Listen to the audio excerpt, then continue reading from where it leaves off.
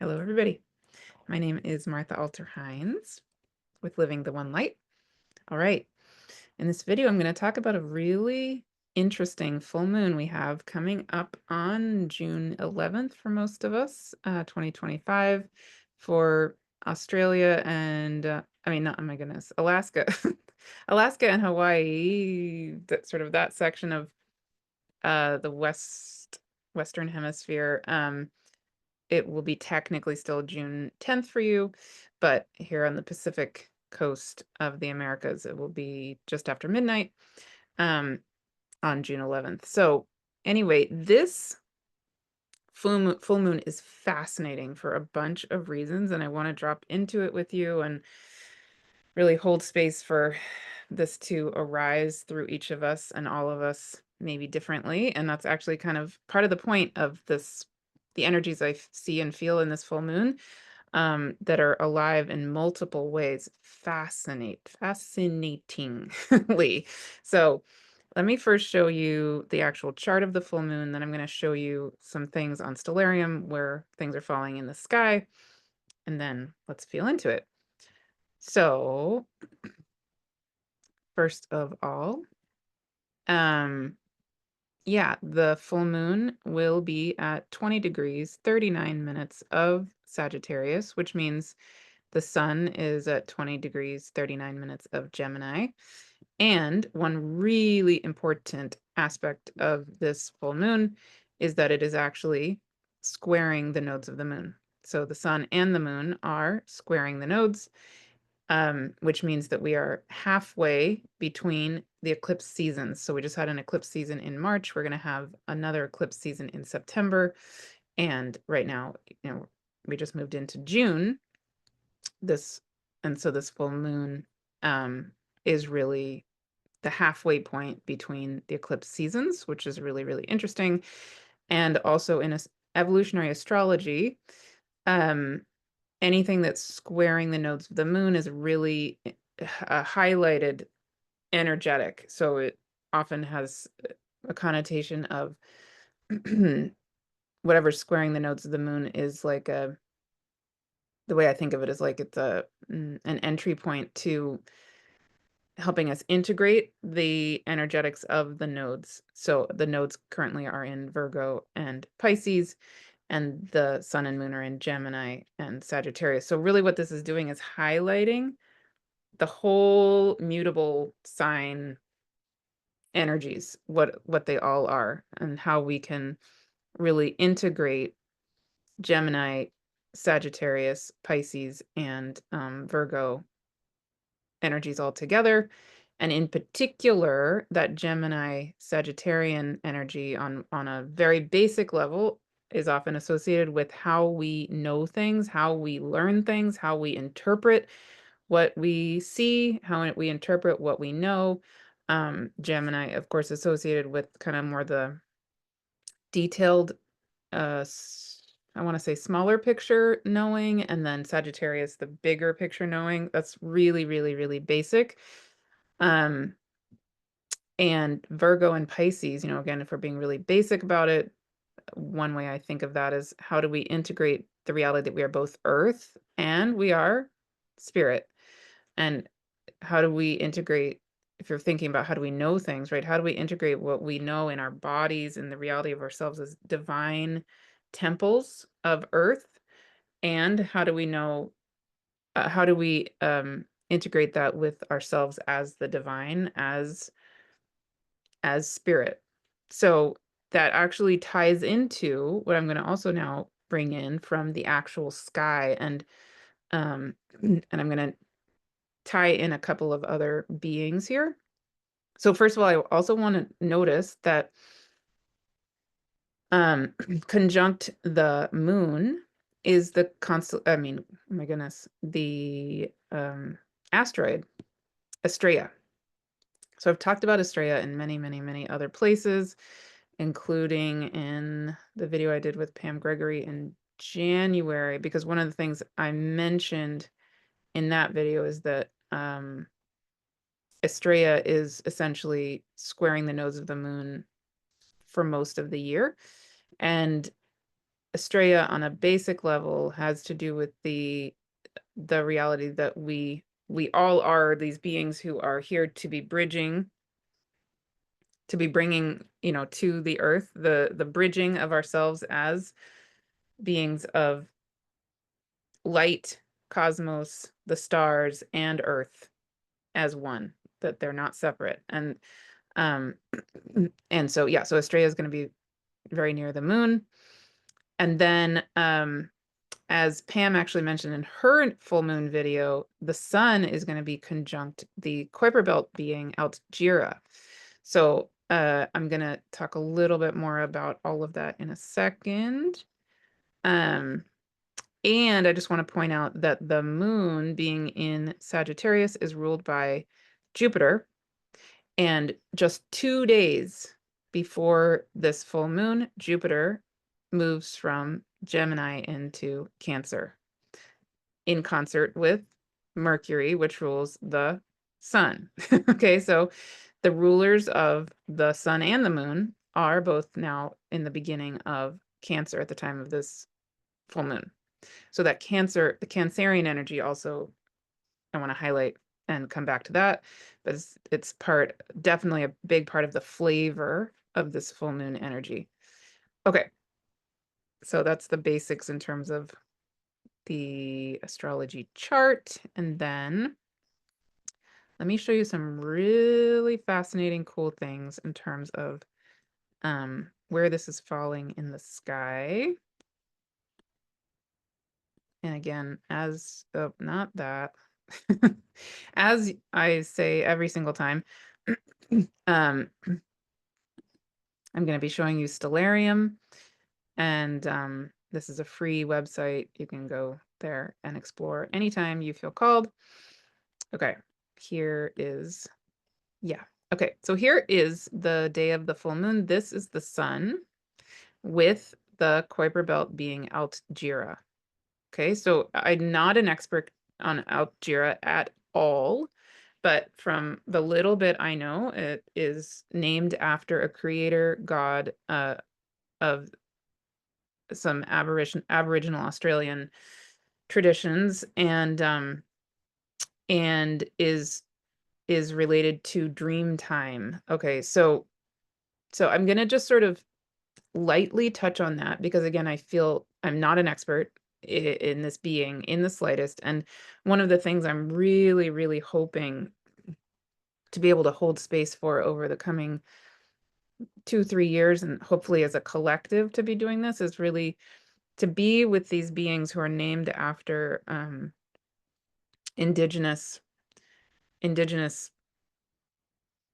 beings, um, and to do it in a way that really honors the traditions they come from, these names come from, and that really honors the being themselves, right? So so I feel like, yeah, I'm hoping in various ways over the coming years to be part of really deeply honoring these beings who were just coming back into relationship with, through astronomy, quote unquote, discovering them, and then the fact that they're, a lot of them being named after indigenous traditional beings. But I really, really, really hope that in the astrology world we can do that collectively and in a way that's the most honoring possible of everything. So I just want to say that, just I just want to leave that there. But yes, I do think it's so beautiful and cool that the sun is conjunct Altgira, who does have this connotation, you know, with dream time, especially because, and I'm about to show you the other thing going on here. So that's where the sun is, with Altgira, and really in between the constellation, well, kind of it's in the constellation of Taurus, the bull, in between the horns of the bull and right over Orion. Um, and Jupiter and Mercury, which are now in the sign of Cancer, are also heading toward the constellation of Gemini, the twins, and right at the upraised arm of Orion. So that's a whole topic I'm not going to get into here, but yeah, but that's where the sun and these things are. Okay, and then if we switch to the moon, here's where it also gets really interesting. Okay, so this is going to be the view for a lot of us, wherever you are in the world. Of course, the view of the constellations, etc., is very different. But for me and for a lot of us, this is what it will look like. So the moon will be rising big and bright, and this is the picture of what it would look like probably for me around midnight, the night of the full moon. And you can see the moon here in the part of the sky where the great rift of the Milky Way is. So this part of the sky actually happens to be the exact part of the sky that we are focusing on for this 3 months in the star course. So just last night, we had a really, really, really beautiful conversation about a lot of the themes in this part of the sky with Chris Skidmore. So monthly, we're meeting with him and doing the mythology associated with this, whatever part of the sky we're with. And so I'm fresh off of that conversation, which was really amazing, with several of you. And yeah, so the moon is going to be here in the part of the sky where this great rift of the Milky Way is, in the constellation of Scorpius, having, just past the star Antares. It's about 10 degrees away from Antares, but nearish, and kind of right over this. This is the tail of the scorpion, but also considered Maui's fishhook in other, Polynesian traditions, something I've talked a lot about with Natasha Kealoha. Really beautiful wisdom there. And then getting closer to the constellation of Sagittarius, etc. Okay, but the other really, really, really, really cool thing here is then if we bring in Estrella, I was showing you on the chart, Estrella is very near the moon. Estrella actually in the sky is right up here north of the ecliptic. The moon is slightly south of the ecliptic, and then Estrella is slightly north of the ecliptic. And Estrella is in the constellation of Ophiuchus. And Ophiuchus, guess what? Has to do with dream time. So, yeah, so Ophiuchus is Asclepius. And Asclepius is the father, is considered the father of medicine. So long, long, long story, but essentially Asclepius was the foster child and the mentee of Chiron, the wounded healer. And there came a point in the relationship between Chiron and Ophiuchus where there's essentially a kind of a difficulty in their relationship because Ophiuchus wanted to bring in the wisdom of dreams, the wisdom of dream time, and the medicine of dream time.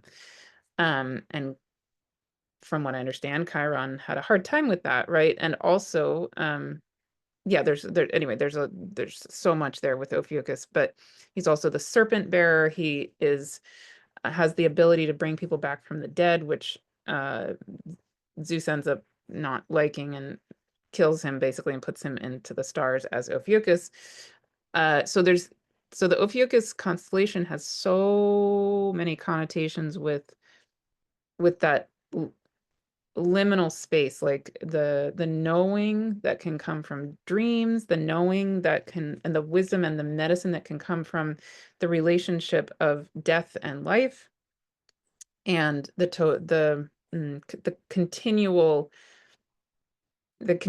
dance between death and life, and waking and dreaming, and the fact that, for me, this is how I feel it, at least, that there's no one or the other, that they are part of the totality, the wholeness of everything, and that we need all of it, and that it all has medicine, each in its own way. Okay, so how do I kind of put this all together? The big thing that I'm sitting with in this personally, but I would love to hear your thoughts, is that um, the sun is, over there with Algira. The moon is here with Estrella in Ophiuchus, and the sun and the moon are squaring the nodes of the moon, right? So the big takeaway I have with this is I'm sitting with the feeling that when we are holding the energies of Gemini and Sagittarius, which is where the sun and the moon are, we're sitting with the question of how do we know things? How can we be Estrella, the goddess, we all are, and who is here? We are all here to be bridging this time of great remembering in some way. We're bridging stars and earth. We're bridging the divine and earth and light as one. There's no separation. And we are all here as embodiments of that to help in this time of great remembering, right? So how do we do that? How can we come back into what true knowing is, whatever that means? And what I think the energies of this full moon perhaps are really holding for us is how crucial it is that we come back to the knowing, the ways of knowing that are far beyond what we've been trained to do, which is primarily logical, rational thinking, right? And so we know this. I mean, on one level, it's just like I'm repeating things that probably we've all said many, many, many times. Um, but to hold space for that dream time, and not just dream time as in dreaming, like literally as we're asleep, but the ways of knowing that are yeah, far beyond the rational mind, that the ways of knowing of our entire being, the reality that we are infinity itself, that we are this Milky Way galaxy itself. Because again, that's where that moon is going to be. That's what this whole area of the sky is really holding space for. Um, and yeah, and this is the time of year when for a lot of us, if we're in a dark enough sky, in the evening, we can see this great rift of the Milky Way rising, right? You have to be in a pretty dark place to see that. But you can definitely see the constellation of Scorpius rising for sure. And I think that should be visible for any and all of us wherever we are in the world. If you're really far north, that can be hard to see because this is south of the ecliptic, but for most of us, this should be visible. And yeah, for a lot of us, most of this should be visible. Okay. So yeah, and I would say even the wisdom of the galaxy itself and the black hole itself is really, really alive and wanting to itself remind us of our ways of knowing and the deep vibrational tone of it. So actually, speaking of that, I'm gonna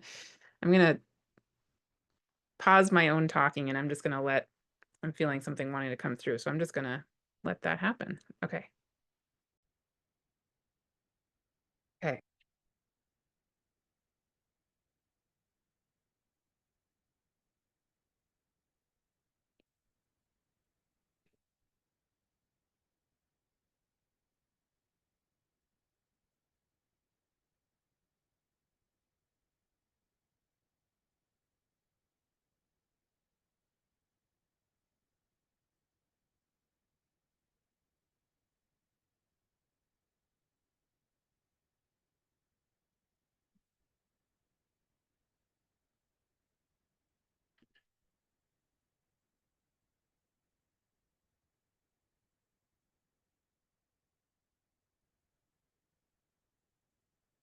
Okay, hello and welcome.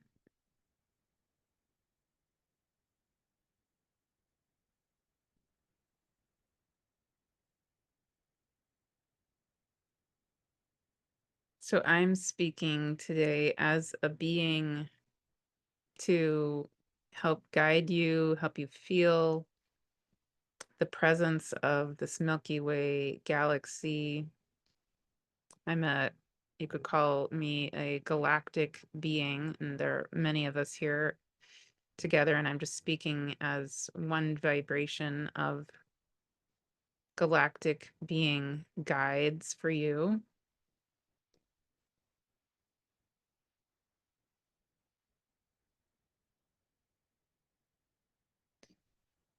So, if and as it feels right for you, I would love for you to just take a long, slow, deep breath, and then we're going to help guide you. Just give a touch of reminding and remembering what the presence, the vibration, the songs of this galaxy and infinite other galaxies are. And as a reminder, this galaxy called the Milky Way galaxy is a spiral galaxy with many arms. And the galaxy itself is spinning around the center black hole, often called the galactic center.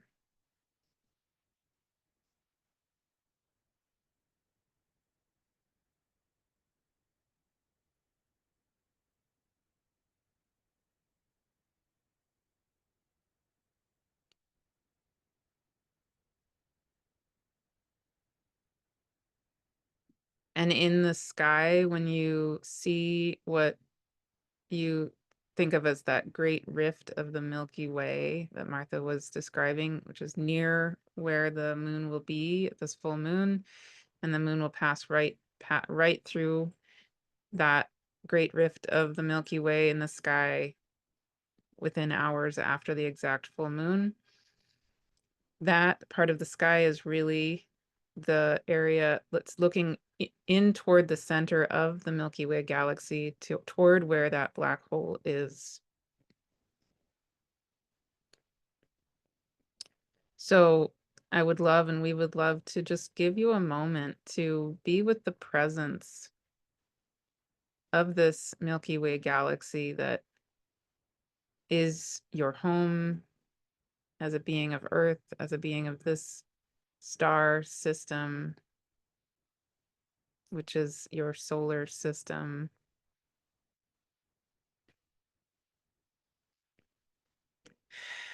And your home really, of course, is also so far beyond this particular galaxy. There are infinite other galaxies.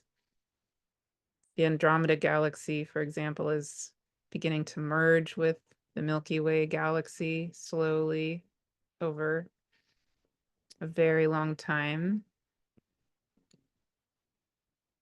So no one thing is isolated from anything else, and yet we invite you to become present with the presence, the being, the knowing of this massive, beautiful, great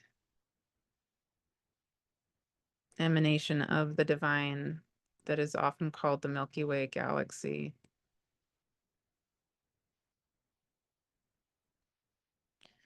So, taking a long, slow, deep breath, we invite you to imagine yourself rising up through the atmosphere of Earth. Also, as you are rising, you are staying grounded and rooted as Earth itself. You are a being of Earth. And we invite you to imagine yourself rising while you're still rooted all the way through the atmosphere of the Earth, above this entire solar system of the star you call your sun, and rising still further, further and further and further until you can see the entire spiral of this galaxy. And you can see all the way in the center of the galaxy, the black hole itself, again, often called the galactic center. You can see the many arms of the spiraling galaxy. You can imagine and know that this solar system and the Earth are approximately halfway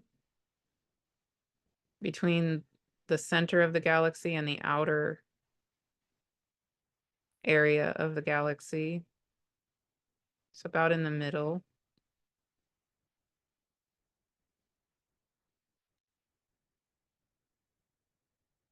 And you can feel how this solar system, as it moves rapidly through around the center of the black hole of the Milky Way galaxy, is also moving in a dance up and down, not only just around and around, but also in a dance up and down as it moves around the center of the galaxy.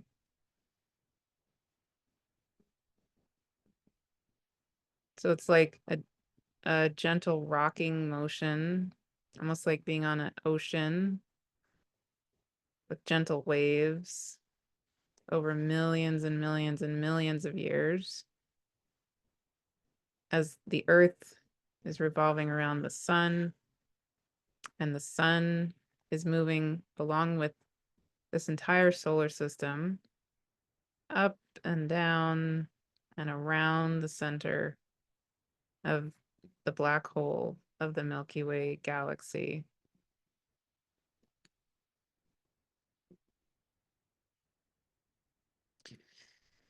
And so taking a long, slow, deep breath, no right and no wrong way to experience this, no right and wrong way to do this, and perhaps infinite possibilities that may arise for you in this moment or any other moment you might feel called to come back to this recording. We invite you to just feel and be present with this Milky Way galaxy itself, the being of the galaxy, the totality of it, the power, the songs emanating, the vibrations, deep, powerful, multi-layered,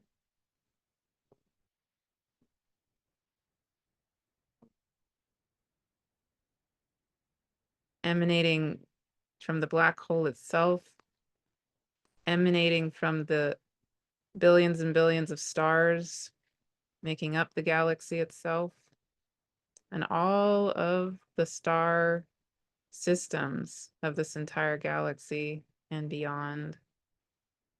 Every single one having its own song, you having your own song, and actually songs, you having a soul song signature, just like everything else, with infinite layers, with the subatomic particles of your being having infinite songs, just like the galaxy has infinite songs.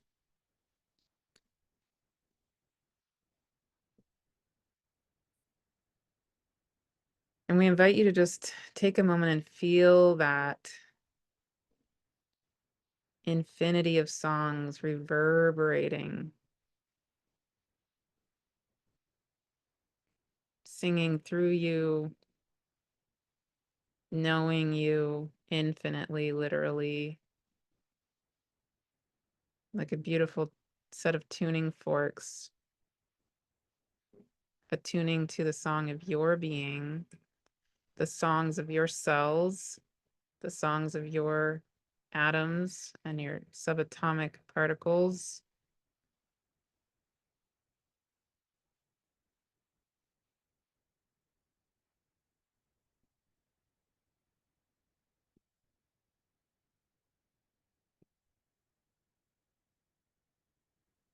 And we invite you to just let go any and all notions of what it means to know anything, what it means to be right or wrong.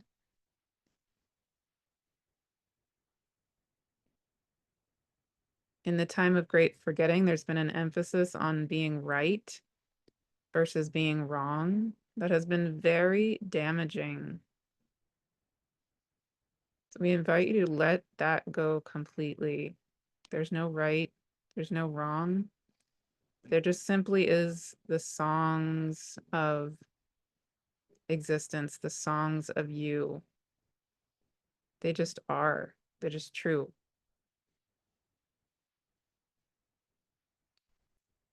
We invite you to feel held by these songs,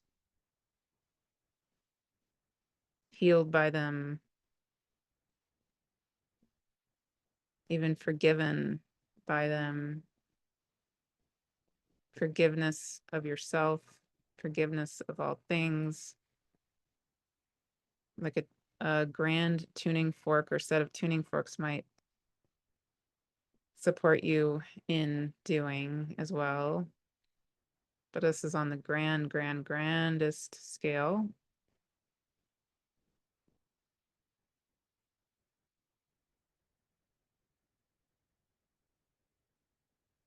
There's no need to know anything. Certainly no need to be right or wrong. Your song is perfect. Your being is perfect and so infinitely known and needed.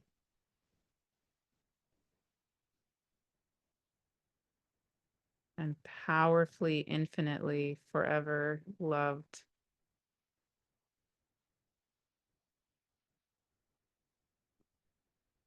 And so it is. Amen.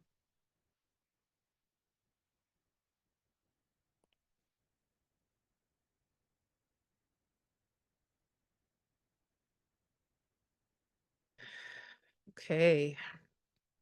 And when you're ready to come fully back to your body, I invite you to bring yourself back to this solar system, back to the atmosphere of Earth, down through the atmosphere of Earth, all the way down into your beautiful, perfect earthly body, welcoming you completely till you click back in, fully into your body. And if it feels helpful, you can rub your hands on your arms and rub your hands on your legs. Bring your hands to your heart.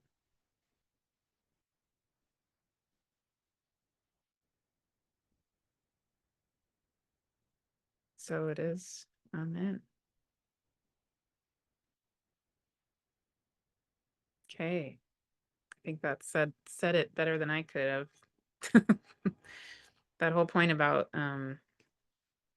letting go of any need to be right or wrong or all that's mm, mm,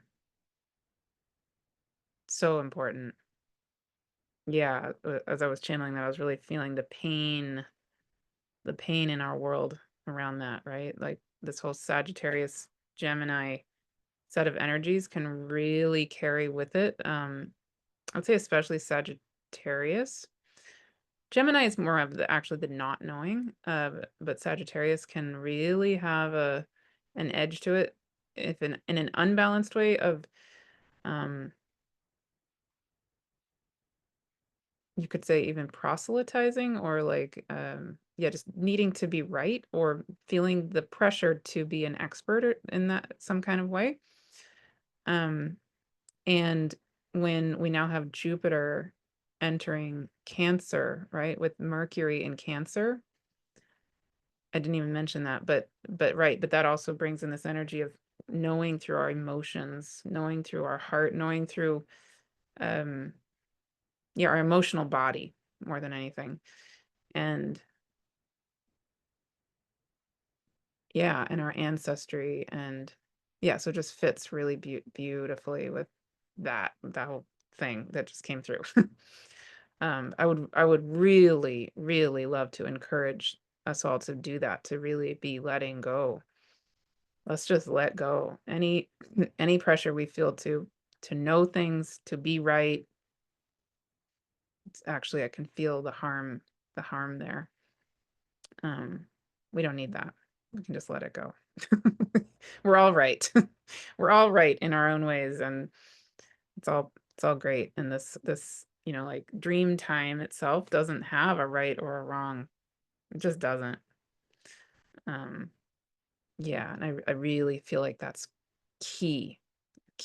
One of the many key components of us moving out of that illusion of separation, the time of forgetting, and into this time of remembering that it's all good. It's all perfect. We are, we are true. Our truth is true. It's whatever it is. And it might be different from the person next to us or, across from us or whatever. And that's great too. Um, yeah, that's part of the whole point. Yay. All right. Well, I would love, love, love to hear any thoughts, and please share here in these comments. Please share in the free community that I have. If you haven't joined that, please do. It's again free on my website, livingtheonelight.com. It's beautiful conversations going on in there. Beautiful sharing. It's meant to be just an open, again, free space that's meant to be uplifting and supportive for all of us in this time. So please join that. Please share that with anybody you think may benefit. Please, comment in there and start discussions and do whatever feels right for you in there. Anything positive is welcome. And if you haven't yet joined the free gathering I'm holding on solstice, June 21st, it will be at noon time Pacific. Please sign up for that on my website as well. I'll put the links here with the video. Yeah. Okay. And be in touch. Wonderful. Thank you so, so, so much for being here. Thank you for being you. Thank you for being the truth of you and supporting each other. It's so beautiful to see the support in this community of you with you. All of us supporting each other is exactly what we need to be doing. So thank you for being that. Okay. See you all very soon.